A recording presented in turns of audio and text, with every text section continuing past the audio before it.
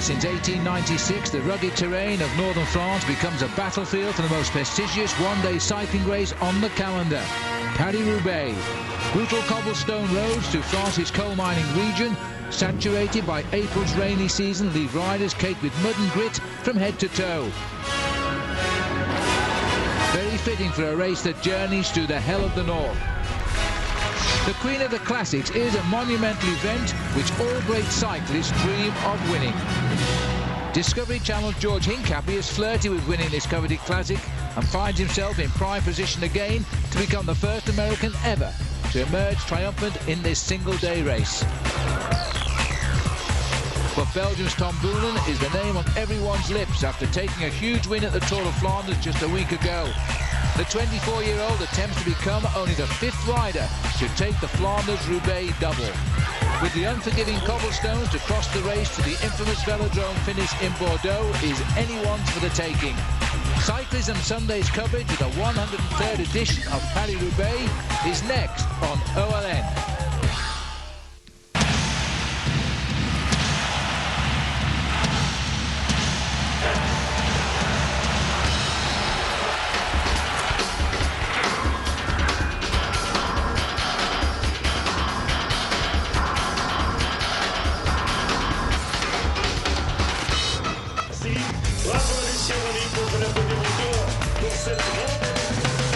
Cyclism Sundays is proud to bring you the Queen of the Classics. Yes, it is the second Sunday in April, and that means Paris-Roubaix. And this year it's running for the 103rd time. Hello everybody, I'm Phil Liggett, joined of course by Paul Sherwen. Paul, this race is all about the cobblestones, almost 60 kilometres of them. And the riders themselves, I always say they don't want to ride it, but they all want to win it. You know, it's a crazy race. You have to love this event to want to come here. You've got to fix it in your mind from the 1st of January and think only about one thing, the hell of the north, the cobblestones, because at the end of the day, it's really a question of survival. All right, but it's also round number 6 in the new UCI Pro Tour, which again is something of a misnomer today because the top riders aren't here. No leader in Alessandro Battacchi, nor the world champion Oscar Freire, nor Bobby Julich, who continues to ride well with his great ride this week in the Tour de Pays Basque. In fact, the best placed rider is Tom Boonen after his great win in the Tour of Flanders. The only other man in the top 10 who is here is Thor Hushovd, the champion of Norway. George Hincapie, joining his week, has slipped out of the top 10. Who knows? Today he might bounce back, Paul, because he loves this race. This is a race that George Hincapie has found that he's actually suited to. He rides very well over the cobblestones. He's a big, strong bike rider, and he's able to use that weight to great advantage. But of course, having finished 4th on 2 occasions also gives him a special motivation when he comes here. Well, the weather may play a factor too, because it's bitterly cold in France this weekend, and George Hincapie knows he'll face a challenge from some of the other names, and some of those other names are? Well, Tom Boonen, you know, just 7 days ago he got himself the win in the Tour of Flanders just at 24 years of age, and he actually says he feels much better suited to Paris-Roubaix, so he'll be a very difficult man to beat. But you have to be a specialist if you want to win Paris-Roubaix, and Peter van Petegem is certainly a specialist over the cobblestones. It's 2003 when he won his last event, but he's such an experienced bike rider, you cannot discount him in today's race. And of course, last year's winner, Magnus Backstedt, he's a big, strong bike rider. He loves this event. He's up for the event. He rode well last week in the Tour of Flanders, and I think he won't be too far away either. He's certainly on form, because if he hadn't have fallen off with about 5 miles to go and get Wevelgem on Wednesday, then he may well have featured in the podium finish there. Anyway, the big news, which was announced a couple of months before this race, was the fact that the organisation were taking out the Forest of Arenberg. Now, that's the first real testing stretch of cobblestones, nearly 3 kilometres in length, and they used to pack it in their tens of thousands to watch the riders go up this long straight road, simply because they knew there would be numerous crashes. Well, the organisation have said now that this has become a little bit too dangerous, and therefore they're taking it out until it's renovated, probably in the summer, and it might well come again into the race next year. And what have they done? Well, they found themselves a little hill out by Valenciennes. They've also found themselves 5 other sectors of cobblestones, and there are in fact 3.5 kilometres more cobblestones in the race this year than there was last year. We sent Bob Roll down to Valenciennes to check out the new portion of the course. Thanks, guys. The Forest of Arenberg indeed out of this year's edition of Paris-Roubaix. But in its place, the race organizers have found 3 very tough sections of pavé, including, for the first time in a long time, some climbing. and some descending. The teams that are capable of doing some recon before the race will have a big advantage. I'm standing on sector number 19 here, and it has a very tough long climb up to the top of the hill before the next section of cobbles. The war of attrition will begin a lot earlier in this year's edition of Paris-Roubaix. The strongest riders and the best teams will know the course and be able to come to the front at just the right moment. It's going to be very tough to come back into the front group if you have any mechanical trouble or any sort of loss in form during these very tough sections of new cobbles. This is the hardest one-day race in the world, and the race organizers have found a way to make it a little bit harder. Thanks, Bob, and I bet you're glad that wasn't on the course when you rode this race. Bob, in fact, has ridden Paris-Roubaix on 6 occasions. Now, that's not the only challenge of the day. There are plenty more cobblestones to come, aren't there, Paul? There certainly are. Let's not forget it's a 265-kilometre race. It starts in Compiègne, just outside of Paris, and finishes in Roubaix. The 26 sectors of cobblestones this year are made up of 7 new sections as well. To me, the race always starts at Troisville, 2.2 kilometres of cobblestones, 161 kilometres to go to the finish. But a very tough section has been brought in this year, 19 to go at Aulnoy-les-Valenciennes, 2.6 kilometres in length, just over 62 miles to go to the end. When you look down to the really difficult sections, though, Mont-Saint-Pével is one that really strikes fear into the riders. It's 3 kilometres in length, 47 kilometres to go. And as always, very often the decision is made with 4 sections of cobblestones to go on the Carrefour de l'Arbre, 2.1 kilometres long, just 10 miles to go to the finish. Let's not forget the race is 259 kilometres or 161 miles, and that's roughly the distance between Sacramento, California to Carson City, Nevada. There are 25 teams made up of 200 riders, and the most career wins ever in Paris-Roubaix was, of course, Roger de Vlaeminck, who won 4 times between 1972 and 1977. So we look down now on the field as they enter the first of 26 sectors of cobblestones. 8 riders have gone through with a lead of 11 minutes. None of them we will talk about as a likely winner of this race. This is the crucial part. The only rider of note, Victor Hugo Peña, seems to have retired, a former teammate of Lance Armstrong, but everybody else is here in a big field of more than 180 riders. A lot of cobblestone sections are looking down there. You can see all these guys trying to stay at the front end of the main field. We're looking to see if we can spot Fabien Cancellara, the man who last year finished in 4th place. He wears number 11. That's what the road looks like. Those are the cobblestones that would have earned themselves over the last few years and over 103 editions of this event as the Hell of the North. They are unbelievable roads which, in fact, for the majority of their life are only used as farm tracks. Well, nervous moments now for the field as they go over the sector of cobblestones, and we're looking now at the head of the field. So we're just seeing now riders from France here, and we will show you the leaders when we can get to them, but I think quite rightly now our French producer is keeping his cameras on the peloton just to see what sort of ride they've got. I'll quickly give you the names in the breakaway. Sebastian Lang of Gerolsteiner, Carlos Peredo, Liberty Seguros, Arnold Coyo of Cofidis, David Herrero of Euskaltel, Sebastian Chavanel of Bouygues Telecom, Francis Brad of Agri Turbo with his teammate Stefan Bergès, and the Belgian rider in the breakaway is Erwin Thijs of MrBookmaker.com. That's the leading group of 8. They've been out most of the day. They pushed the lead out to 11.25 minutes. It's back to inside 11 just as we speak, and here they are now with Burrido, who was in a little bit of trouble at the first sector. We're now on the second sector for this group at Viely.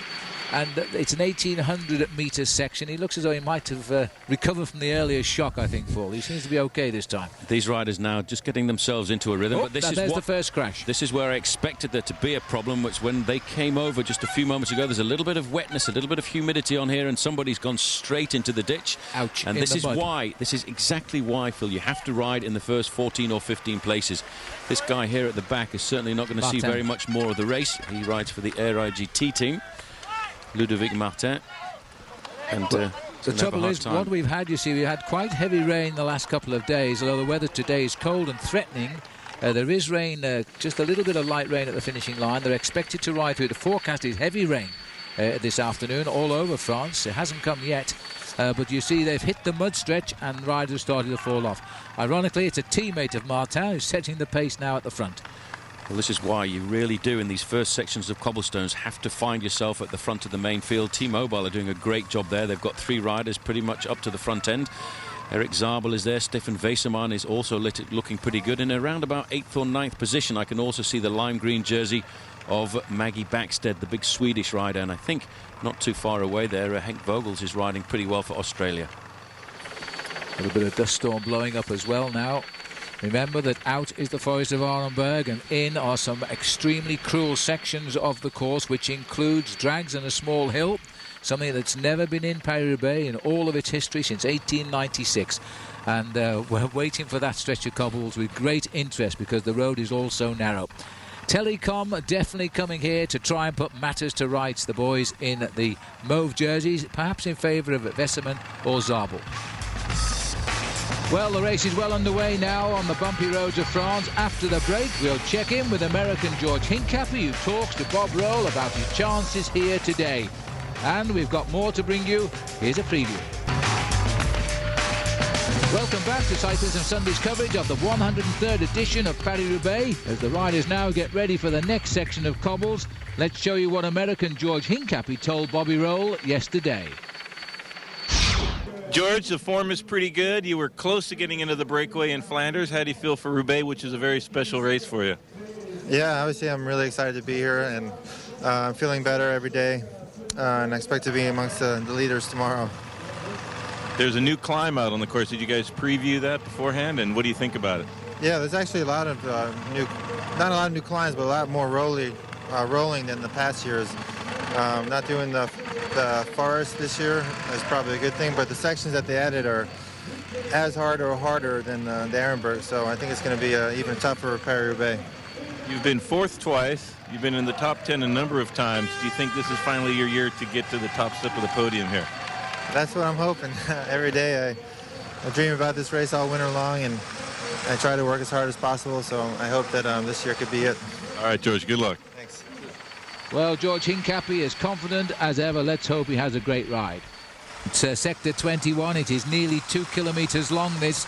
The reason Hincapie and the boys from the Discovery Channel have got near the front is because they know now they're not far away from the new sections of cobblestone, which includes the climb, and they want to keep out of trouble.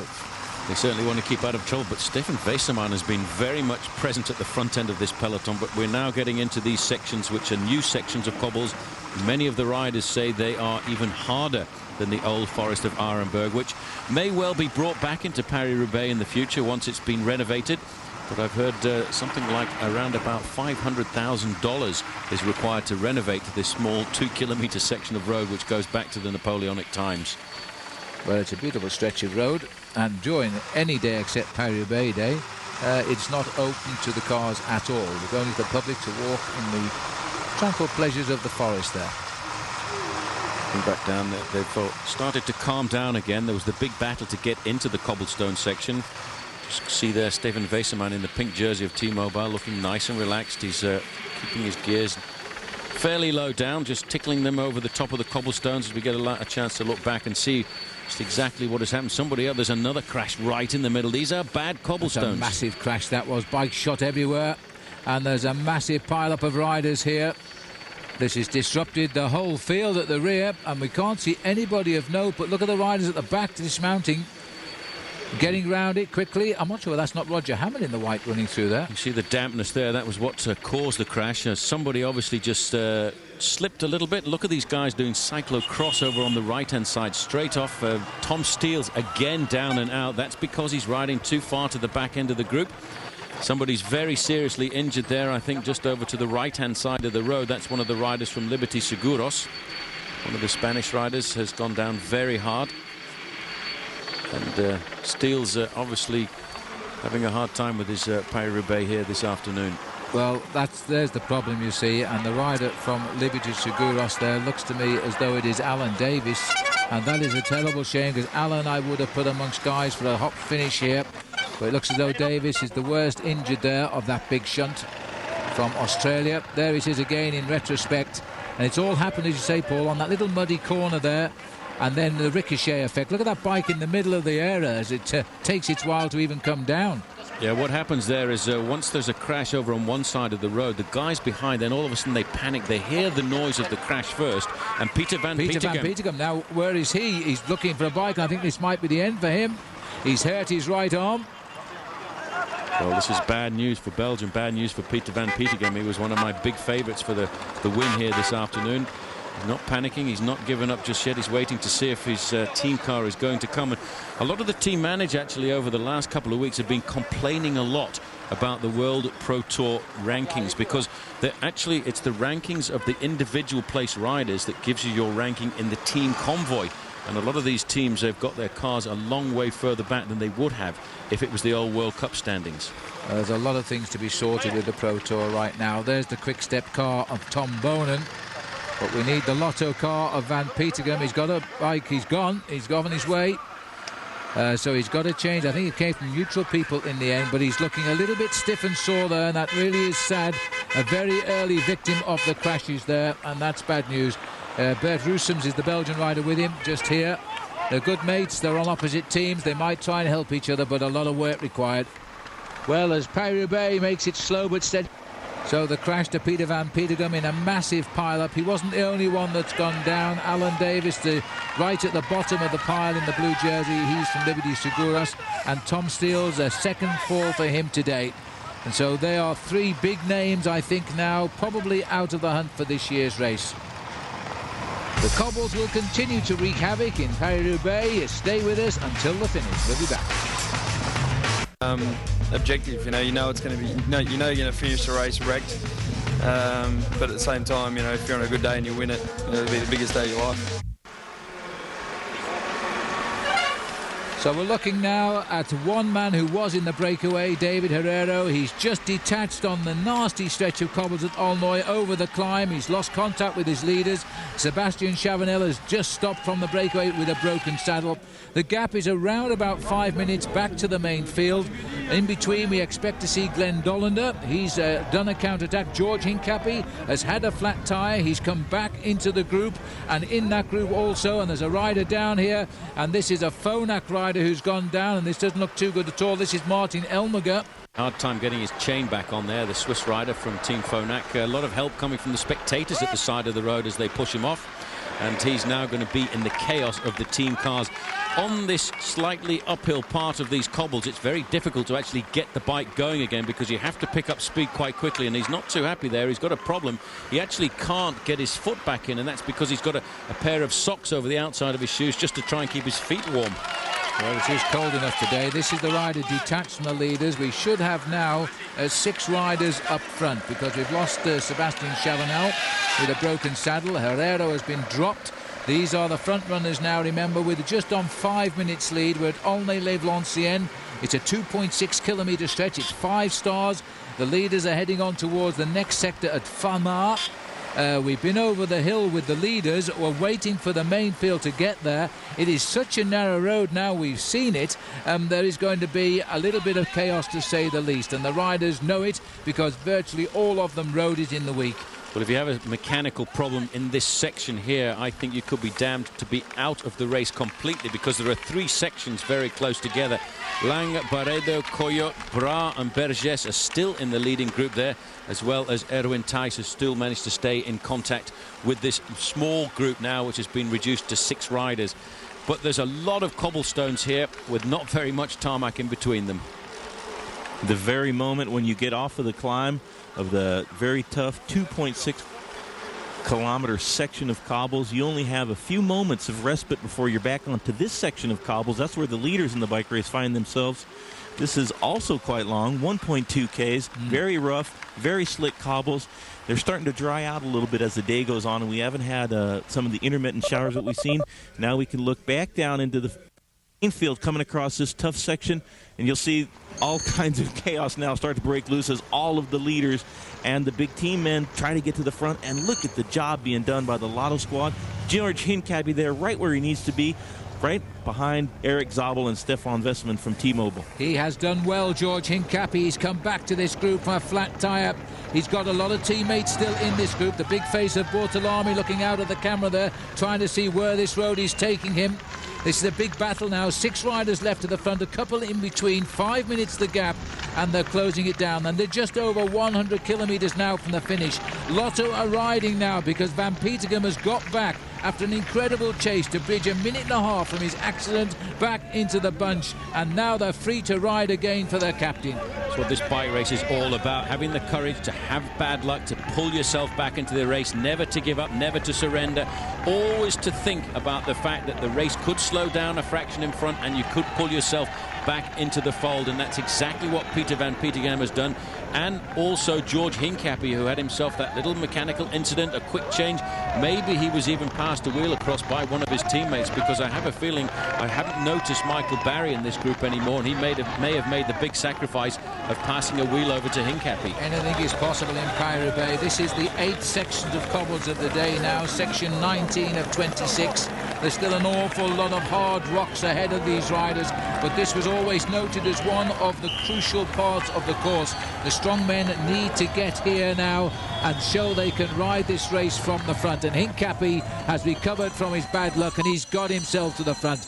Well, as I said earlier, you could be looking down at the Forest of Arenberg here at the end of it. The crowd have just changed allegiance now and moved across to this only climb, the first ever climb we've had in Paris-Roubaix. It is a battling sight, and even for these riders at the back, there's still a hope. This really is the one that breaks the camel's back for these riders here. Many of these riders will have been absolutely on the rivet, and that's an expression that comes from sitting on the front end of the saddle, which in the old days were held together by brass rivets. And when you're really under pressure, you find yourself moving much further forward on the saddle, and that's a sign that you're about to crack, and many of these guys here have cracked. Well, that's the saddle adjustment being done of Sebastian Chavanel there. That's his bike, and this is him. He's looking as though he's on a strange bike, trying to get his other ready. The mechanic's working on it. He's betwixt bunch and brake just now, trying to wait for what will be a bicycle change when they fix it. I've never seen anything like that before. The mechanic actually standing on top of the car trying to fix the machine for this guy.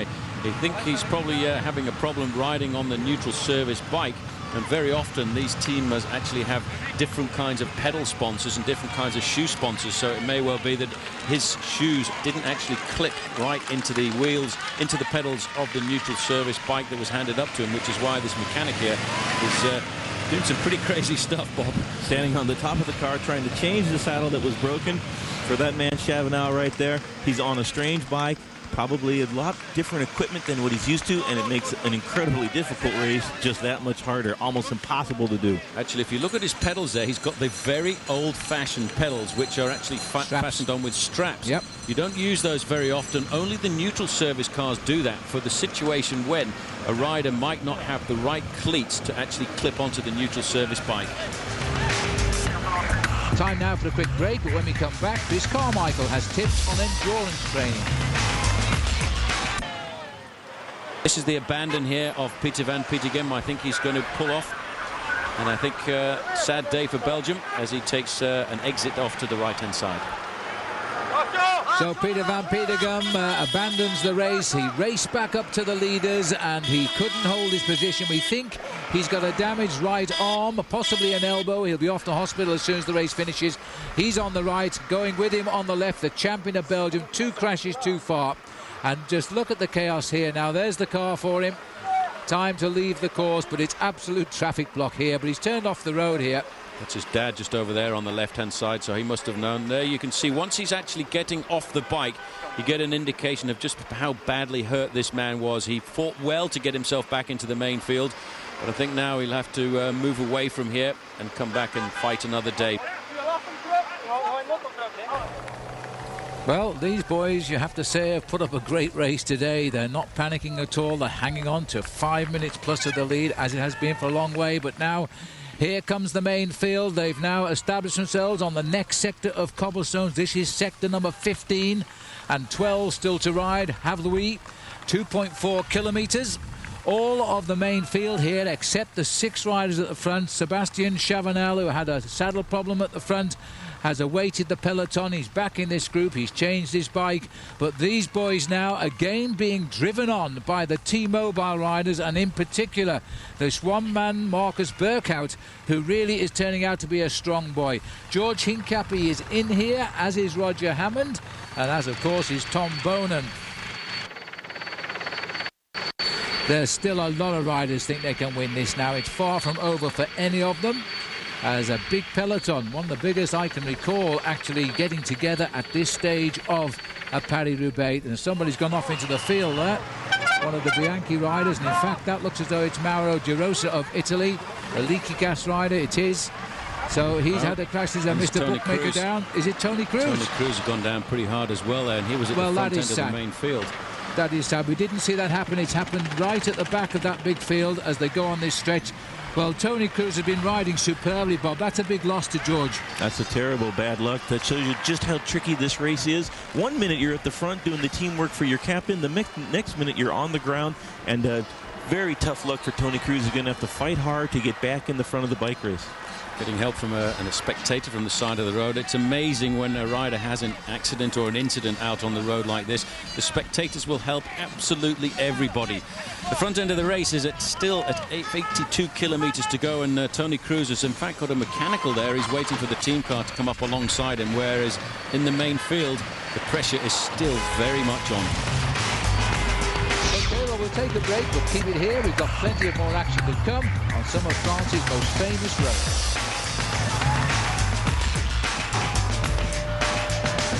Welcome back to the 103rd edition of Paris-Roubaix on OLN. This year's clear race favourite is 24-year-old Tom Bonen, who is coming off a career win at Flanders last Sunday. And now Bobby Roll caught up with the Belgian yesterday. There's two races throughout the year that the Flemish riders dream about. Tour of Flanders that you won last weekend. Does that give you some special motivation for Paris-Roubaix tomorrow? Yeah, I still had to prove myself in that kind of racing. I was on the podium already in Roubaix, but winning Tour of Flanders, it was a dream for me. It came through pretty early in my career, so now the next objective is to win Roubaix and then see where it ends, but it gives a good motivation. Well, there's no doubt that Tom Bonen is motivated and he's full of enthusiasm. So these are the riders now on section 14. And this is the main field eating into the lead of the breakaways as they're down to 5 now, and the gap is less than 5 minutes. And it looks as though Tom Bonen has decided right now it's the time to be seen at the front here and get out of trouble. He's forced the pace to move right up to the head of the field, which is still a very large field. It's a very large field. I thought it was starting to rain out on the course, but it's actually little spots of water on this television screen in front of us. But I'm sure before they get down towards the end, they will have some damp sections of cobblestones, and that could be rather nasty because they won't have the big storm that will come and wash all the mud and slime off. It'll just be a nice little coating, enough to make it dangerous. Now this looks like Kretskins who's doing the driving now for the Quick Step team. As down there, the peloton stringing out once again. Look right around the horseshoe bend there as they stretch out. Everybody anxious now to try and get to the front if they've got the legs, because it's not just the cobblestones now, it's the hours they've been in the saddle. Oh, there's another bike to the side. That doesn't look, I'm not too sure whether that wasn't Baden Cook who went down there. Went down pretty hard. It's the same colour hair as Baden Cook. And that was a very nasty crash, and it is an indication now these guys are really starting to push this race forward. Well, there's still no indication as to who that rider is, but I think it was Frederic Guédon, is it? It looks like it might be Guédon. No, it's Christophe de Thiou who's gone down. I thought it was 121, 124. Well, he went down pretty hard right at the side of the road. That's an indication to me that they're actually putting the pressure on this section of cobblestones. It is a long section of cobblestones, and if they go at it as they seem to be at full bore, and this is full bore, they're opening up the gap. This is a huge effort now. Huge effort now. Quick Step are deciding this is the time to make one decision. There's their man in second wheel. This is the most interesting ride, and I think the CSC rider there might well have been Lars Mikkelsen who's got in there. It is. He's also a man for the cobbles. This is time now. Hincapie's got to move up. It looks like they could be moving up. Hincapie was in that group. He was just on the back of the group, actually. He was nicely placed there. You can see the reaction now coming from Fassa Bortolo and Fabian Cancellara. He too has been caught out by that acceleration. This is a very long, difficult section of cobblestones. One man caught out there, Thor Hushoff. He's trying to pull himself back into the event, and they really have now on this section, 3.7 kilometers in length, opened up the gas. There's desperation in the wheels now as the riders just grab anything they can to try and hold position. This is the push that's been causing the trouble, and tucked in there is Hincapie, second from the back. He's done well. Mikkelsen has got in there too, another strong man. 4:15 the gap. Fletcher and Cancellara from the Fassa Bortolo teams trying to struggle back to the leaders, making a big team effort there. The two of them relaying each other. I think Pipo Pozzato, who used to be on their team last year, who's now on Quick Step, who opened up this acceleration, is on their wheel. And look at that, chasing peloton in a big long line. Pretty desperate situation right now for T-Mobile. They'll have to put in a big chase. You have four of our big pre-race favorites right in the front together, including Maggie Backstead, the last year's winner of this race, and big George Hincapie. There's Lars Michelsen making good tempo with Tom Bonen on the front. George has ridden a perfect Paris-Roubaix so far. Well, this is a superb piece of performance by Hincapie and by Backstedt as well, because he got over the place he didn't like, which was the climb, and he's put himself into a good position. They're all looking at Tom Bonen, the man to beat. They've marked him well. They've not let him slide away. As riders on the corner waving wheels for Discovery Channel, but they're not needed, thankfully, as the race continues. The gap is opening a little bit now over the main field. And when you get these big riders getting clear, who's going to chase? Well, that's what they're going to try and figure out, who has missed out. The one team that has to organise the chase immediately has got to be T-Mobile. They were omnipresent in the early part of the race on the front of this group, and right now they're very noticeable by their absence. Here's Andrea Taffy. He's on the cobblestone, so he's obviously lost again a fraction of time because he's off at the back end of the race, arrière de la peloton. Yep. Andrea came back well, but it looks as though when the hammer's gone down, he's lost a little bit of ground there. He might get back, but at the moment, Boenen, Hincapie, Backstedt, Van Bon, Mikkelsen are out there driving at the front. They are big names in this sort of a race, and with all on different teams, there aren't a lot of teams left to chase. And again, Paul, despite showing so well, T-Mobile have missed out. So we're looking at Andrea Taffy now trying to get back into this race, or at least the peloton, because the attackers come from Tom Bonen, George Hincapie, Magnus Backstedt, Van Bon and Lars Mikkelsen are the men setting up the chase now after the five leaders. We'll take a quick pause in the action and come right back with more from the unforgiving roads of France in a moment. Now, this is where they've got to be very careful now. The surface of the roads now are treacherous, and these boys are still well out of trouble here. One of their erstwhile breakaway partners, Sebastian Lang, is now back in the group. 3:13 is the gap, and 3:43 on the next group. 72 kilometres still to ride. We're looking down on the leaders now. They've got a lead of just over 3 minutes on the field as we go back to the peloton, who is in all sorts of bother again. It's caused by the rain now. These are glacial. It looks like Zabel is going through. He was caught out in the big split caused by Tom Bonen, and the riders now being left to shout for wheels. Salvatore Commesso, former Italian national champion, stopped in the middle of the road there. This is why I think Quick Step went out and laid the hammer down. They knew there was going to be chaos because of the fact that the weather conditions have changed dramatically out on the course. That's the second group. That is the group there with Georgie Hincapie in it. And I think this is going to be rather interesting to see over the next few kilometres, because there's another section of cobblestones coming up very rapidly. 7 riders now trying to get on terms with those 5 leaders, but this is a decisive group now. It contains Cancellara, who finished 4th last year, Lars Mikkelsen, Leon Van Bon, Pozzato is also in this group. And George Hincapie should be in the group, but I haven't caught sight of him. I'm just wondering, he's still there. He's still there, just ahead of Magnus Backstedt at the rear, so he's still there. It's very comfortable for the moment. This is an ideal situation for George Hincapie, but it's also an ideal situation for Tom Bonen. Obviously, the reason they went out there was because they knew it was going to get pretty precarious over the next 2 sections of cobblestones, the section of Wallin to Brion, and of course the section of Tilloy to Sarre et sur Rosières. The 5 leaders now are starting to get themselves organised, but they know the race is unfolding behind them. The race is starting to get that little bit more difficult. We mustn't forget that these guys have actually been leading the race for around about 150 kilometres. Yes, and I think the riding's superb. They're not showing any real signs of being tired by the distance so far. It's 5 chased by 7 just now. There's number 1, the man that won it last year, Magnus Backstedt, and he's rising to the occasion. He said his form, if anything, is better than 1 year ago. He really fancies his chances to win again. He's reading it just right. It's a rather nasty stretch of cobblestones, this, and they're slipping and sliding on it. Remember that Hincapie is just ahead of Backstedt in this group. We are seeing some tremendous hard riding done by these great riders now. That was the rear of Kevin Holtzman's there, who's seen his teammate Tom Bonan get into the front chase group. It's not the lead group yet, but it's going to be a tough one. It'll be a big tough one because these guys will not give up. Once they get off this section here, the section of Tilloy, they've got a long, smooth bit of road for around about 10 kilometres before they get into the town of Orchy, and then a real nasty section known as the section of the Road of Prayers, and there'll be a few riders praying that it's dried out by the time they get there, because these cobblestones now are turning out to be very treacherous indeed. Well, as we go to a break, here's a reminder of what else we have for you in today's coverage. Well, you're watching Paris-Roubaix on OLN Cyclism Sundays. Now, Discovery Channel's George Hincapie is looking good so far today, but this is very familiar territory for the American, and Bob Roll has more. Well, George is a super nice guy. One of the nicest guys. A great guy. Watch for him in the classics. He's amazing right now. He's flying. He's a pleasant soul and a great friend. Veteran Discovery Channel rider George Hincapie seems to have no enemies, but the 31-year-old does clash once a year with Paris-Roubaix. The only teammate to ride side by side in all 6 of Lance Armstrong's Tour de France wins seems to be taunted by the Queen of the Classics.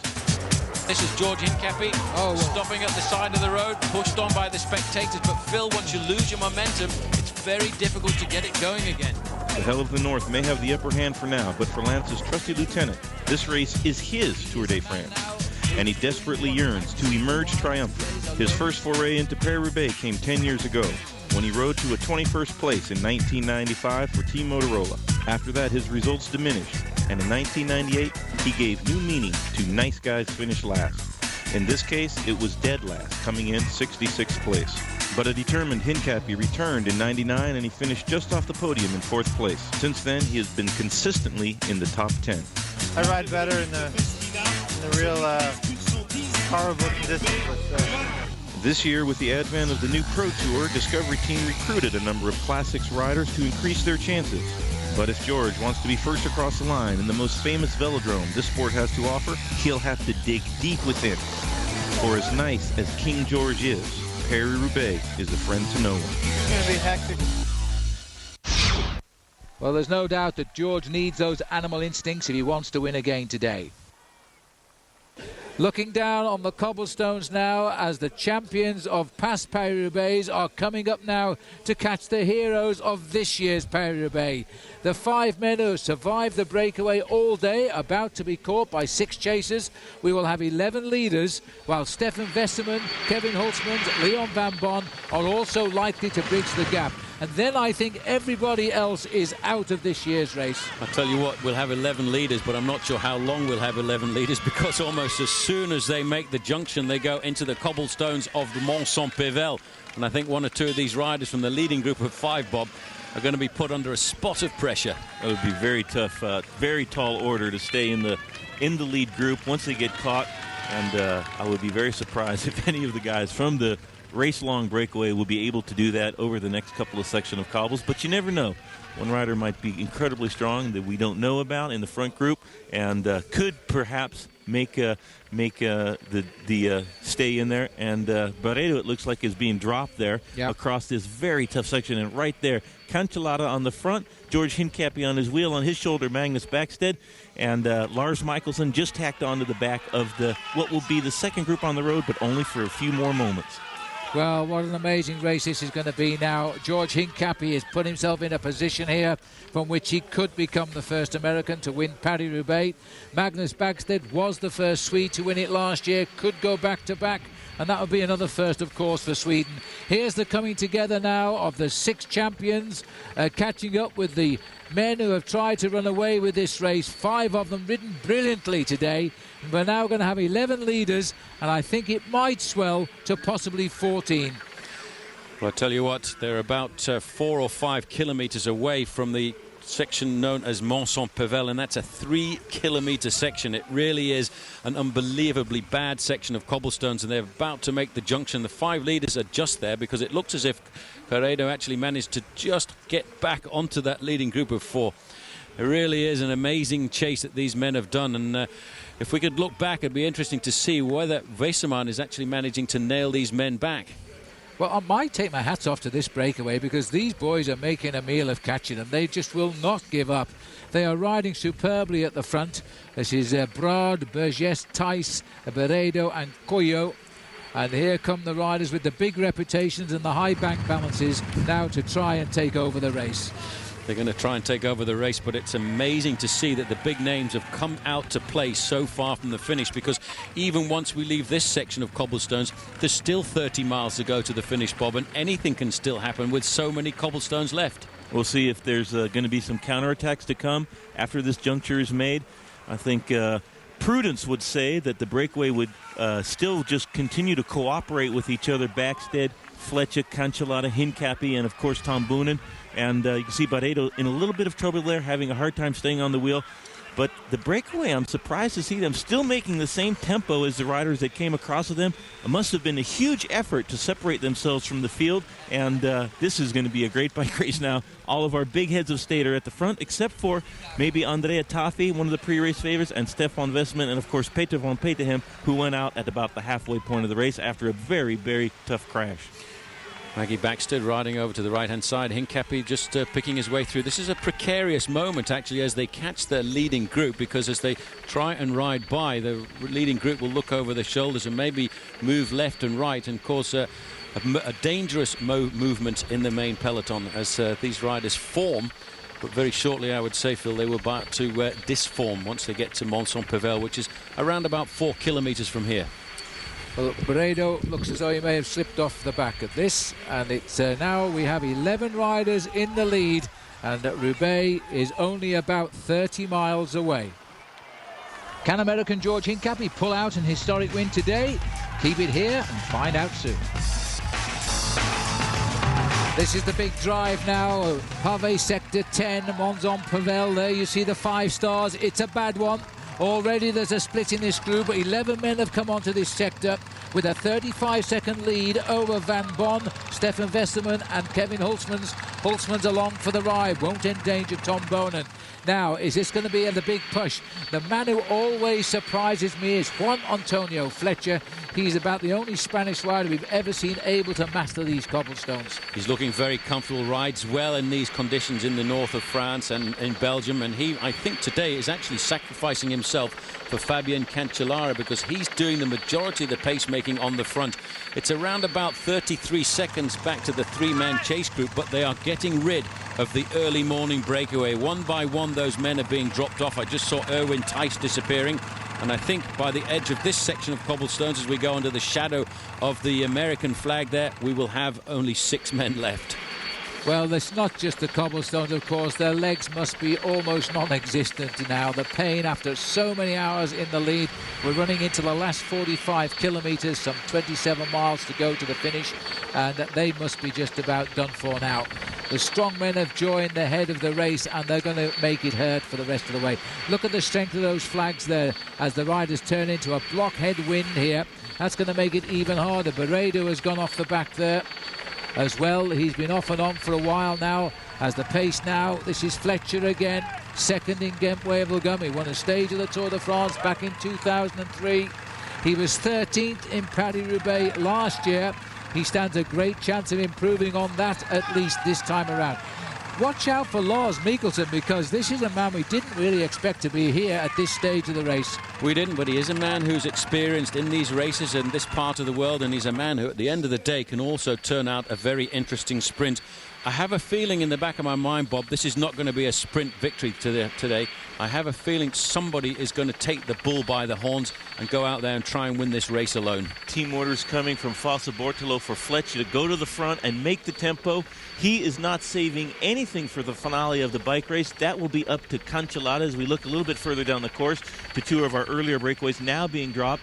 And I think they've seen the last pedal strokes at the front of the bike race. Fletcher going all the way across this cobbles section by himself at the front, and the other riders in the breakaway benefiting from an incredible effort being put in by the Fossa Bortolo rider, Juan Antonio Fletcher. The hope is for them that Cancellara eventually will be able to break away. He's not a great sprinter, but he's a very powerful time trialist. Won the prologue in last year's Tour de France, and he's in the breakaway now in Paris-Roubaix. And here's our 3 chasers, including the teammate of Boonen. They're on the back. Hulsmans, Leo Van Bon from the Lotto team, and Stefan Westman, who I thought had the best chance of anybody at the start of the day to win this race, but he's missed out on the big break led by that man, Juan Antonio Fletcher. Well, the 3 riders dropped are the 2 Agric Turbo boys, Brad and Berge, and also the other rider who's gone there is Herrero. But now George Hincapie driving at the front in the centre of our picture here. Now the big question is, can he get rid of his bad luck in this race, Paris-Roubaix, and can he convert his 4th and 6th places into a win at the end? Well, today OLN is bringing you... The gap is still locked in at the 35 to 40 second margin, and the majority of that pacemaking is being done there by Stefan Weisselmann on the front. He got caught out by the acceleration, which came from Quick-Step and initially really came from Filippo Pozzato, and he really blew the race apart. We're looking now, I think this group has now been reduced to the men who came across. There are just 5 riders leading the race. Tom Boonen there. And this is rather interesting because Cancellara seems to be in a spot of bother. Now, that's a surprise because, Bob, that makes a mess of the tactics. That's a bit of a disaster. Juan Antonio Fletcher was working for this man, was going so hard that he got dropped.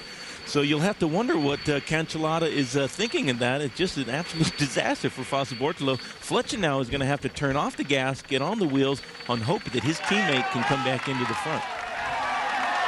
A massive crowd then, and we're getting fewer at the front. Only 5 men left up there now, but George Hincapie is still very much looking forward to the finish in Roubaix.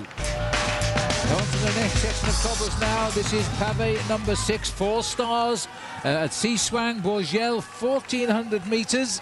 And they haven't done anything to attack one another yet, but they're running out of opportunities. Tom Boonen is riding superbly. Magnus Bagstedt, little bit suspect Fletcher. George Hincapie looks absolutely great. And we're all worried about Lars Mikkelsen because he could be the big joker in this pack. 25 kilometres to go. I'm amazed at how confident Tom Boonen is there riding on the front. He has not asked anybody on any of these sections of cobblestones to come forward. He feels like a man possessed. He feels like a man who can walk away with this race anytime he wants to. Bob, this is a young man of just 24 years of age, but over this last week, he's no longer a boy. He's a man. When you break away in the finale of a World Cup Classic like he did 1 week ago, then you are a full-grown man in the peloton. Tom Boonen saying to me yesterday before today's race, no one wants to go to the finish with a sprinter such as himself, and he's won big field sprints in the Tour de France, so no need sprinter. So he knew he had to win on his own. No one would cooperate with him. So far, this group has worked very well together, so Tom Boonen will feel comfortable that if it does come down to a sprint, he's perhaps the fastest man in this breakaway. In 3 years of racing, he's won 26 races. Already in his 4th season this year, he can add on another 6 victories. He's a remarkable man. But is he riding too confidently? He's clearly advertising now just how good he is. He's opening a gap. He's making them grab his wheel. This is important, but look at Bagstedt. That was Fletcher. Fletcher was the one who was letting the gap go there. Tom Boonen swinging off as they get off the first part of the section of cobblestones here at Siswang. But you know what? That was an indication that Fletcher is the weakest man in this leading group. This is a section where we had the little incident with Leif Hoste last year. Another section of cobblestones before they move out onto the smooth road once again. And George Hincapie, for me, was in the wrong place there. He should have been just that little bit closer to the front and Bagsted's wheel. I think he's got to watch out riding close to Fletcher right now because he could get blocked if Boonen does decide to go. I just got a feeling that the first man to attack might be Lars Mikkelsen here. He's a wily old bike rider from Denmark. He's won Gent-Wevelgem. He is a guy we've known a long time. This is the second group now. Time slipping away for them, and I don't think they're going to catch up. Those are the cobblestones that make the stories of the Hell of the North and have made this race earn its nickname as the Queen of the Classics. Hincapie must have been listening to a little bit of advice there because he's gone to the front and decided he is going to take control of the pacemaking. Getting down to the last part of Paris-Roubaix now, it is probably more important to dictate the pace that you feel comfortable with on the cobblestones. They're off this section now of Siswang. They've got a little bit of respite before they go down towards Bourgel, and then after that, the very difficult section, the section which George Hincapie, I'm sure, will be thinking about as we go down now to 5 sections to go, the section of Canfin-en-Pévèle, and it's on that section that 2 years ago George Hincapie hit the deck. Well, let's hope that isn't the case today, but we're all getting quite nervous here now because time running out for the riders. You can see the threatening rain ahead, and you can also see the sun reflected on the road surface here. This is very typically April spring showers. Boonen, number 1. Yes, we saw that sign on the very first stretch of cobblestone, so that gentleman has made the switch very quickly, and he's still in a chance of being number 1 today. This is the second group. Familiar tale now. Westerman warning of the turn, grabbing the bottle, and Van Bon and Cancellara are the only 3 workers in this group. I take my hats off, though, to the boys at the back there. Those 3 riders at the back were in the breakaway, and they're still in the second group on the road. Is this the face of the winner? We're going to know pretty soon. Well, it's time for another break, but when we come back, the Cyclism Chronicles brings you up to date on Lance Armstrong and the rest of the Discovery Channel team. Back to Northern France for the 103rd edition of Paris-Roubaix. Now, as you know, Lance Armstrong is not here today, but here's Bob Roll to get you up to speed with Lance and the rest of the Discovery team on Cyclism Chronicles.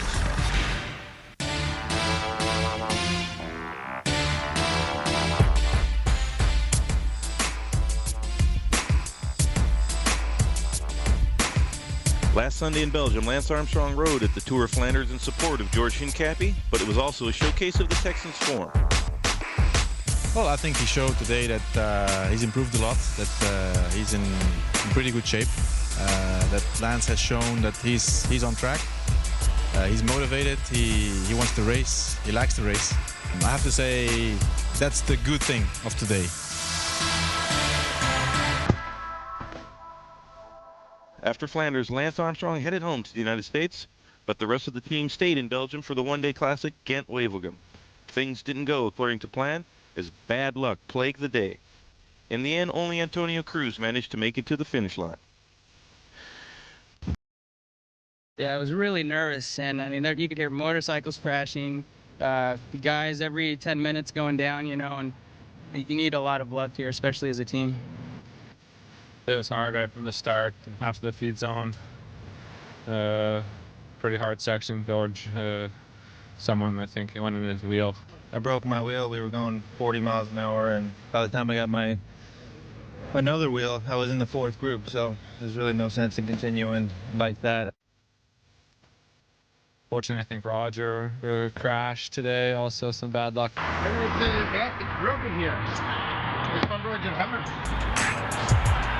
He has to the hospital.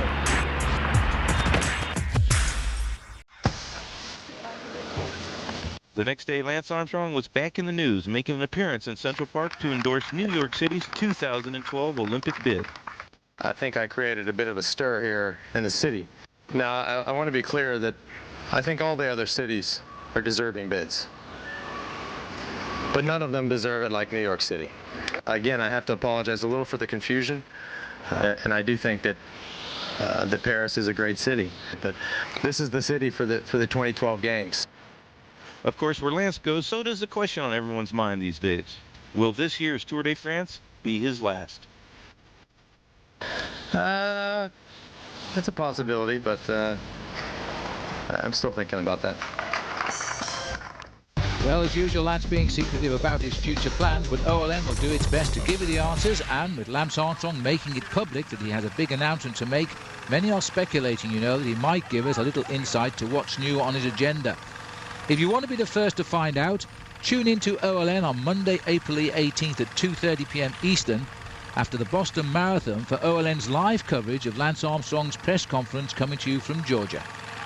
And I must say, everybody largely expecting Lance is going to announce his retirement. Well, we'll have to wait till the 18th to find out. Looking at the leaders now of Paris-Roubaix, they're into the last 12 miles or 20 kilometres. Forget the chasers now. A minute 52 to Westerman's group, 3:10 to a huge peloton of riders that have reformed back there. But these riders attacked 70 kilometres from home, and they have shaped the race. And George Hincapie, last as we make this turn, he better watch it now, because this is a dangerous stretch. This is the Quinfin-en-Pévèle, and it is a nasty stretch of cobbles. 4-star, 1,800 metres. Boonen again wants to be first on. Hincapie is in 5th place. That's not the place to be. He needs to move forward. He must cast his mind back to a couple of years ago where he ended up in the gutter at the side of the road here. Boonen, look at that face. He just does not worry about anybody else in this group. This is a long, hard section of cobblestones. It looks as if all of Flanders has moved across here this afternoon as well, as we look down at these cobblestones, these sacred cobblestones of the north of France, which today are really setting up what is going to be a magnificent showdown. And you're right, Phil, I still cannot pick a winner from this group. Tom Bonen, who's riding a special bicycle with a frame 3 centimetres longer than normal. That's just over an inch, all because he didn't want to get blocked by the mud. Well, that hasn't been the mud we expected today, but it has been a treacherous Paris-Roubaix in many places. Some of the big names have gone out with crashes, like Van Petegem, Tom Steels, Alan Davis of Australia. This little group, though, they are matching each other, pedal rev for pedal rev. Mikkelsen coming to the front for Team CSC. They haven't been a dominant team in the Classics over the last couple of years, but they've had a very good start to this season, with Bobby Julich stamping his authority all over Paris-Nice, and of course the Criterium International as well. But Bob, I'm just a little bit worried about the fact that Hincapie's sitting right at the back of the group. You want to be able to watch the cobbles as they come up to you. In order to do that, it's best to be where Tom Boonen is, to have a look at him. Maggie Baxnex is able to look over the shoulder of Tom Boonen. Make sure you don't disappear into any holes, and you can pick out the best way to get across these cobbles. This is a very tough section. George Hincapie sitting there in 5th place. Fletcher now starting to come through. Look at Maggie Baxted, very comfortable, rides these cobbles so well. He is a great star of this event, having won last year. He loves this bike race, as does every single rider in this breakaway. Americans having a great spring so far, with Bobby Julich already the winner of a couple of stage races. Maggie Baxted now making a big attack. That is a good move by the big Swede on the Liquigas team. Fletcher trying to close the gap now. Doesn't seem to have too much trouble closing to the gap. Baxted now throwing down the gauntlet. Throwing down the gauntlet. This is the moment when everybody has to show their cards. Hincapie just lying off the back, but look at that there. Tom Bonen is perfectly placed onto the wheel of Fletcher. Fletcher may well have been hiding his game there. Hincapie responds, comes right round the wheel there of Lars Mikkelsen. He's looking comfortable, he's responding, but Bobby shouldn't be sitting there in 4th or 5th place. It's too far back. Well, that was the point we were making, Bob. He shouldn't have been last man. Now he's got to close, because surprisingly it was Mikkelsen. Mikkelsen being not quite as strong as the others. George has made the juncture. Mikkelsen followed George back across to our leaders. Big attack by Baxted. Now let's see if the cooperation goes out of the breakaway and the attacks that are inevitable start to come. Still a long ways to the finish. This is going to be a real strong man's race. Looking down at the 5 leaders now, and they have just 4 sections of cobbles left, and George Hincapie is still there flying the flag for America, and everybody else is now out of the hunt. 5 stars, Pavé number 4. We count down to number 1, remember, which is a mere 300 metres long outside the stadium here in Roubaix.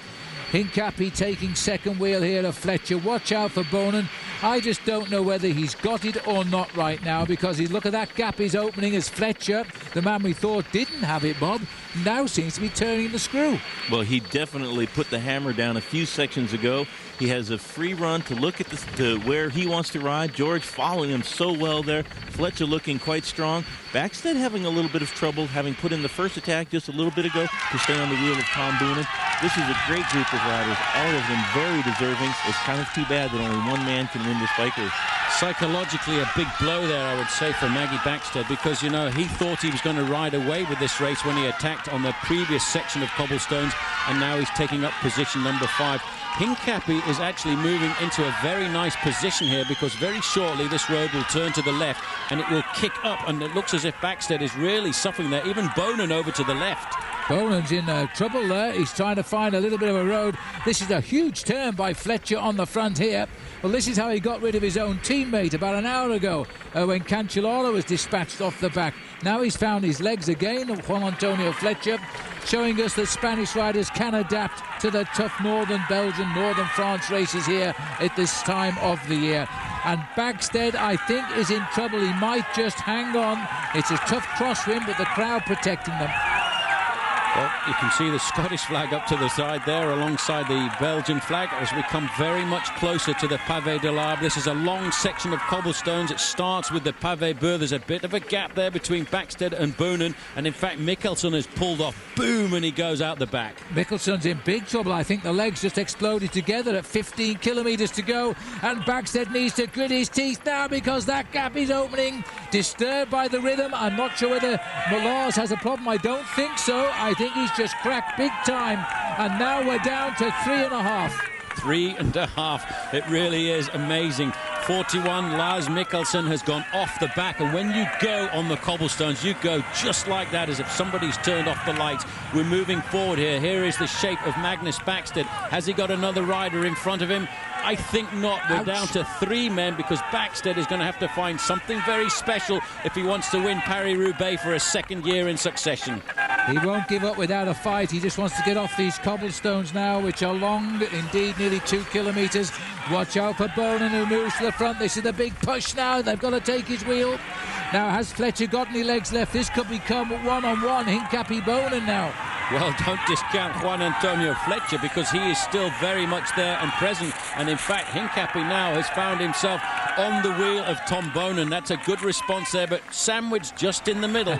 The man from Spain, Juan Antonio Fletcher, he was very dominant, but right now he seems to have ridden himself back into this event. Phew, well, we're off the cobbles at last, and there'll be a big sigh of relief. It might see the return of the big man coming back up now. We go sharp left very shortly, and we're back onto zone number 3, and this will be Gruson. And this looks as though this may be the path for Boonen to now really turn this screw and ride away. And it looks as though we might be blocking Boonen here. Our motorbike a bit too close as he's gone again. And there's 3 riders left now. Boonen, George Hincapie. No Americans ever made the podium in Paris-Roubaix ever. These are the 3 left. It's showdown, boys. Look at the face here on Tom Boonen, 24 years of age. He is confident. He actually doesn't care right now because he reckons if he can get to the finish with this group, he can still win it when it comes down to the front. He would like to go away and win this race alone. Look at the confidence. Looks over his shoulder there at Juan Antonio Fletcher. What he wants to do is see the face of Fletcher. He wants to know what Fletcher's body is going through. Hincapie doesn't look too bad at the back there. He's in 3rd position. But what a way to do it, to leave it down to the sprint, the final sprint of the day. Look at Boonen. Oh, he's digging deep. This is a huge effort now. This is the last ounce of strength to see just how. Look in the distance. That is Backstedt. He's not done for yet. The big Swede could be back in this fight. This is total commitment now by the best bike riders at Paris-Roubaix. It is how much strength do they have left for the finish. Boonen is testing them to the full. Look at the face of Hincapie. I think he's still cool. He looks good. He looks cool. He doesn't look as if he's under any stress at all. He's got his hands right on the top of the brake levers there, nice and comfortable. Boonen, though, he wants this. He is trying to ride this in the manner of Johan Museo, and I wonder at 24 years of age if he can. Maybe at this point, Bob, he is throwing away his Paris-Roubaix because he's doing a lot. Very confident. He did put in a huge effort just 1 week ago in Tour of Flanders, and it worked out well there. But Cancellara and Hincapie matching the acceleration by Boonen. We look down on the 3 leaders now. They're all in blue jerseys. Hincapie is still there. So too Tom Boonen. So too Juan Antonio Fletcher. And it looks as though Magnus Backstedt has lost his chance now to repeat in Paris-Roubaix. We're looking at number 91, Boonen. Number 71 is George Hincapie. Number 16 is Juan Antonio Fletcher. Paris-Roubaix is approaching the finish, but we still don't know which one will take the trophy. Just looking down at these 3 riders now, nobody's missing a turn. They're too proud, and they don't want to give any indication to the others that they are feeling weak. They are doing one by one, bit by bit, and passing no information to either. We have no idea who is feeling what right now. They dare not show any sign of weakness at the moment. In fact, if you feel like you need to breathe that little bit more, Bob, you're probably breathing out of your ears. Every single pore of your body screaming out in pain right now in the finale of such a long, tough bike race. Fletcher seems to be grimacing in pain every time he comes to the front. But, you know, these are very, very, not only strong, but also quite tactically gifted racers, too. They like to put on the mean face to show the other riders in the break that they're a little bit fatigued, don't have to work quite as much. George Hincapie, stoic as ever, looking fantastic. This is the best chance he's ever had to win Paris-Roubaix. It certainly is, George, and he knows it, and there may not be another one. He's always had this wonderful affair with Paris-Roubaix. He's had 2 fourths and 2 sixths. He's going to get at least third now, and that's a first for America, but I think he would want to win. We're looking at Magnus Bagstedt, the man who took home the big Cobblestone Trophy as winner last year. He should hang on to 4th. He's just going to have to keep going now, because I think the rest of the race has exploded. But look at that gap now. He has really lost contact with the front runners. You won't be seeing them today till they're in the famous showers of Roubaix Stadium. Well, as the marathon miles tick up. The winner is going to come from one of these 3 riders. They've probably been keeping their fingers crossed for the last couple of kilometres too, that they don't have any mechanical incidents. We know George Hincapie had a flat tyre in the early part of the race, but he still looks very calm and very collected, and I think he will go into this finish, Phil, with a fair amount of confidence, because after all, he won himself Kuurne-Brussels-Kuurne at the start of the year, which is one of the very tough Belgian semi-classics, so he's got the win under his belt. He hasn't got the pressure of trying to get the first win of the season, but this is a big one for him. He's chased this for many, many years. And because of the nature of the finish, you come into the stadium with a few twists left and right and then onto the track. Then you do a lap and a half of the track. Things can go wrong on the track. You only get one shot at winning the sprint. You've got to read it absolutely perfectly. And professional road racing cyclists don't ride on the track very much. The one track rider who was here is now gone, Magnus Bagstedt. Boonen, being a Belgian, does ride on the track occasionally in Ghent, but Big George has also ridden on the track. Fletcher, big question mark how he'll handle the track finish. He's a clever bike rider. Let's not forget how he won himself a stage in the Tour de France a couple of years ago when he leapt out of the pack, surprising the small breakaway inside the run to the line. This is a very dangerous part of this section of cobblestones here at Hem, because even though the cobblestones themselves are very well made and very well laid out, and there's a bit of tarmac towards the side of the road, this road twists and turns, and it's actually the cutting across the cobblestone section which provokes the problems, provokes punctures, and could also provoke somebody to go down. We don't want that to happen now, because every one of these 3 men here deserves his chance of a crack at the victory. We've never seen a man from Spain ride the cobblestones like this, ever. And the man that got the last podium finish for Spain was in second place, was Hugo Poblet back in 1958 when he got second. And Fletcher has a real chance here at winning this race. He wanted to see the cobbles first, I think, to try and control the driving of Tom Boonen. But Boonen now has been forced into third place, and George Hincapie is the rider now following the wheel very closely. What we don't want to see now is any of these riders have a mechanical problem. We want to see 3 men attack each other all of the way to Roubaix, because any one of them deserves the victory. Well, it was on this section of cobblestones too that Henny Kuiper went in the lead, almost lost his victory there because his back tyre actually popped off just before the edge of this section, and he was very lucky that the team manager was able to come up alongside him and give him a brand new bike. These riders are not too far now away from the section of the cobblestones here at Hem, and once they leave that section, there is only 6 kilometres left to go down to the finish line. Fletcher is doing a magnificent job on the front here, and Hincapie is just sitting there. He looks so calm and collected, Phil. I really wonder if he's got it in those legs of his to win the sprint and beat Tom Boonen, who's beaten him a number of times this year. I felt that he wanted the first position on this stretch of cobblestone to control the pace. There's no finer way to do it than to get to the front and keep the riders behind you. Hincapie now takes up. We're running into 6 kilometres to go off the end of that sector. We are now all together again at the front. Well, when we come back, the final pedals will turn towards the finish in the velodrome. We'll see you in a moment.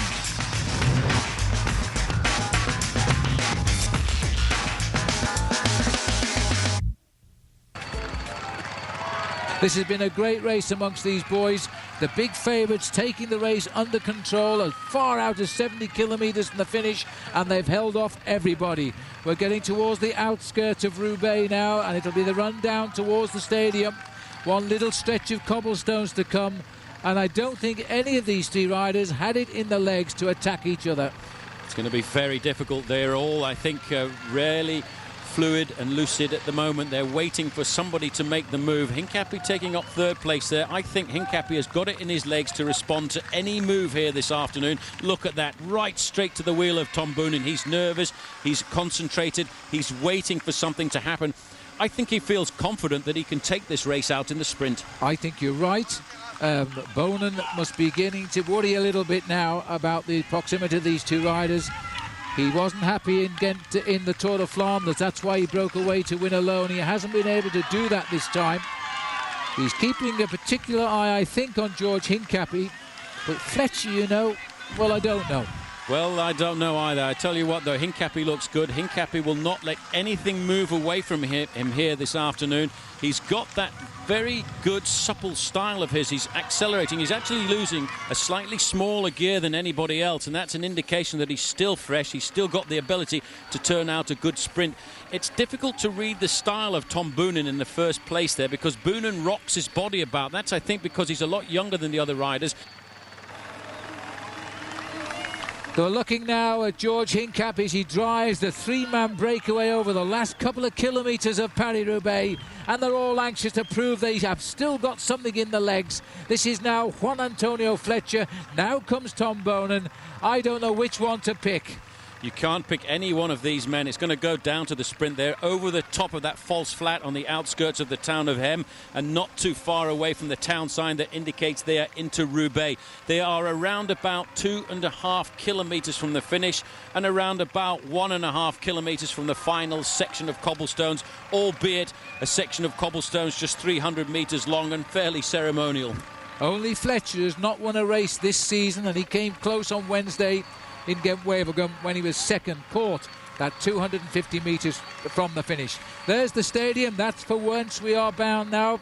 You might get a glance at the crowd there. They can't stand in the middle because it's a banking.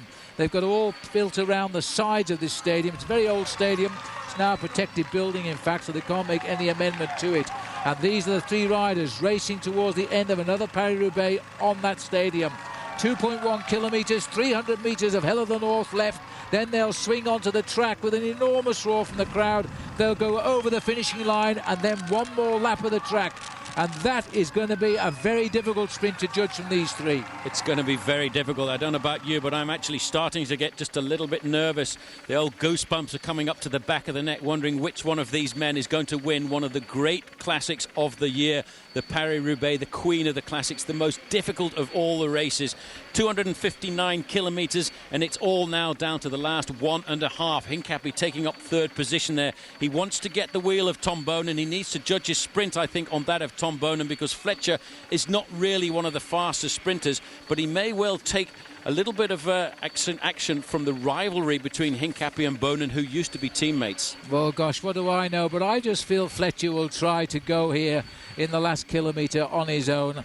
I don't think he'll feel confident in the sprint. He does pack a good sprint finish, you know, but not against Boonen, surely, and Hincapie. But we're going to find out now. We're heading down the long straight, which brings us to the stadium. Very shortly, the riders will flick over to their left as they go on the final 300 metres of cobblestones. They'll come off those cobblestones, then they'll swing into the stadium, and then it's going to be every man for himself on the bank track of this 400 metres old cement bowl here in Roubaix.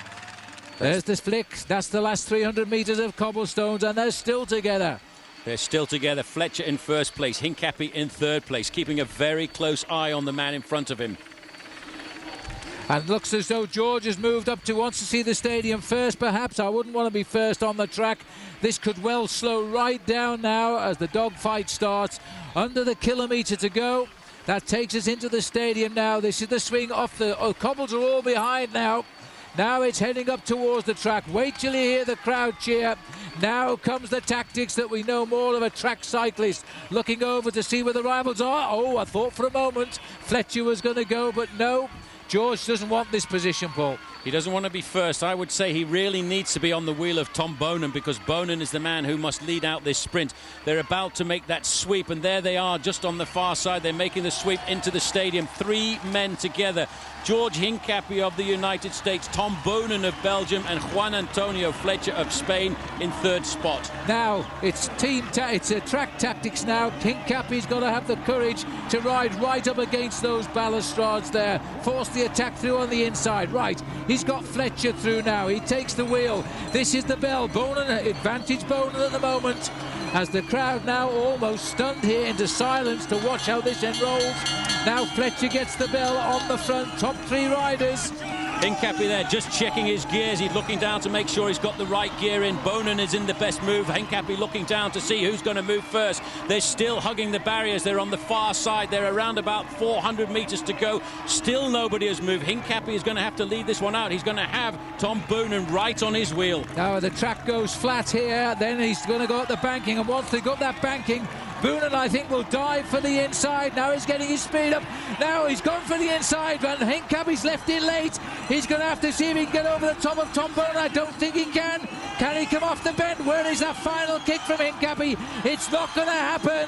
And he becomes the 5th man to win the Tour of Flanders and Paris-Roubaix in a matter of 8 days. Tom Bonan is an absolute powerhouse. Hincapie has done a best ever for the United States with 2nd, and Juan Antonio Fletcher, 2nd again. Wevelgem gets a 3rd here in Roubaix. That was an unbelievable move. What track skill coming from Tom Bonan. He was the man who leapt down through the inside there as we look down here at last year's winner, Maggie Backstead. He's going to hold on for 4th place. He didn't get the double win that he wanted to, but Hincapie could do nothing to this man. This is a great one-day classic rider now. He won himself the Tour of Flanders, and now, Phil, he's got himself the greatest queen of the classics, Paris-Roubaix. Well, he really has become the superstar of Belgium. The mentality they say he has of the great and legendary Eddy Merckx. At 24 years of age, in a matter of 8 days, he's won the 2 biggest one-day classics of this time of the year. And a great defence by Magnus Backstead, absolutely superb. He rode like the winner of last year. He has finished in 4th place. Absolutely no disgrace in that. It was a great performance. Well, you certainly can't say he didn't give everything, but this man did give everything. The team were all behind him. He was dedicated. He split the race up. He had teammates alongside him, and he never once shirked the work done at the front of the group. Hincapie here was in the ideal position, but Bonan got the jump on him, and this man is an unbelievable sprinter. You don't win 30-odd races in 2.5 years of career if you can't finish it off like this, and what a way to win. And for George Hincapie, a finest ever finish by an American. He's now out of the doldrums of the 4th and 6th. He's a podium finisher in his favourite race, Paris-Roubaix. A wonderful 2nd place for George. He really did ride it all wrong, but maybe he didn't have the legs. It was obvious that Bonan was going to go for that on the inside at 250 metres out. And George should have made the move first, and it may have given us a different result. But somehow, I just think that Tom Bonan was a bit too quick today.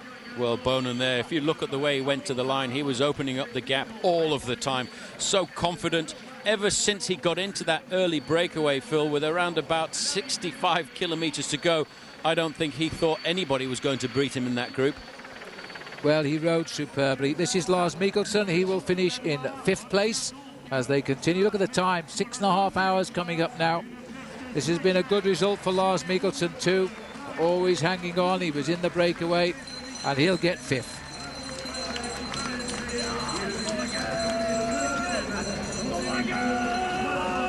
Free wheel to the line now for Lars. Ironically, it's gone lovely and warm here now at the finish. As we have a look again at the sprint pool. Well, I think George lost this on the last banking, of course, and then he didn't have the legs. He didn't have the legs. If he was going to win this race, he needed to take the risk. But you know what? Even if he'd taken the risk with a lap and a half to go, I don't think anybody was going to beat that young man, because he now is going to be the new king of the classics for Belgian cycling. Tom Bonan, 2 great classic wins in 7 days. And this is the result. Tom Bonan getting the victory ahead of the USA's George Hincapie, Juan Antonio Fletcher. He improves from 2nd in the Ghent-Wevelgem Semi-Classic to 3rd in the Classic of the year. Magnus Backstead, last year's winner, gets 4th, a great ride by him. Lars Mikkelsen gets his best ever finish in 5th. Van Bon leading the chase home for 6th place. Florent Broad taking 7th. He was the man, of course, who was in the early morning breakaway, so that was a great performance by him.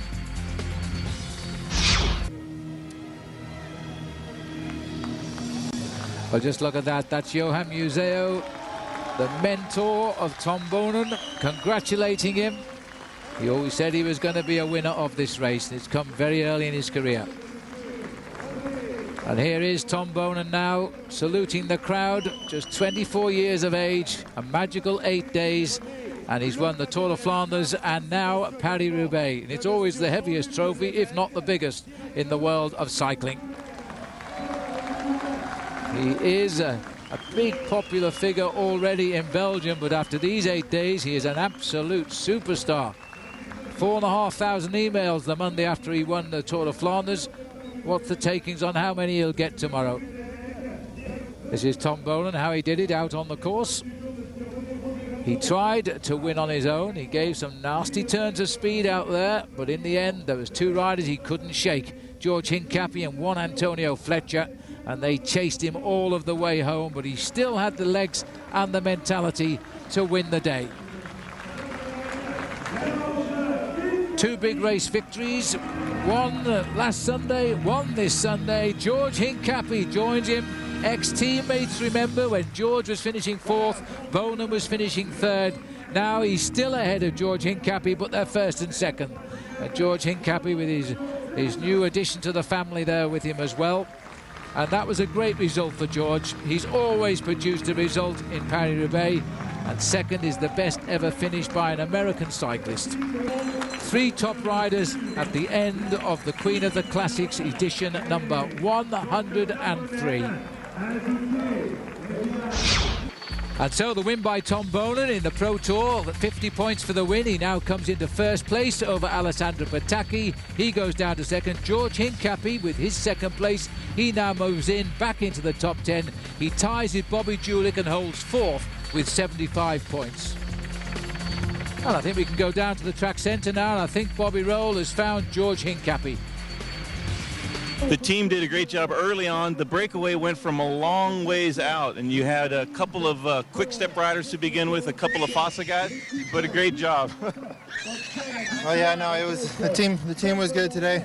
It was a really windy, hard day today, and I knew that as soon as the strong guys went, that the field would blow up to pieces like it did. And you know, I had great legs today. It's just the finish, I just didn't have it. You let it out from the last section of cobbles. It seemed like you got caught in the front of the breakaway, just 3 guys. How did the sprint unfold? Well, we were just, Fletcher let it out there at the end, and Tom dove down the track, and really, I was just hanging on after that. It wasn't much of a sprint there at the end. Just did what I could. Bonan, one of the best sprinters in the game. He got a little bit of a gap, but he seemed to be closing it all the way to the line. But at the end of the day, Bonan just a bit stronger, but 2nd place, George. You have to be very pleased with that. Yeah, I'm pleased with 2nd. Just going to make me dream for the win more next year. All right, good job and good luck. Thank you. And despite finishing 2nd, a very happy George Hincapie there with Bob Roll. Now watch out, next week America's team Discovery Channel will continue to take on the Spring Classic with the Amstel Gold Race. Most riders enjoy a few steep hills. Well, try 31 of them. It'll come to you from the Netherlands, and it is the Amstel Gold. Also next week, coverage of the Redmond Cycling Classic coming to you from California. A huge congratulations to the young winner today, Tom Bonan, and a special congratulations to the ever consistent George Hincapie. Up next, Budweiser show jumping. Bob Roll, Paul Sherwen, I'm Phil Liggett saying, see you next week. Goodbye.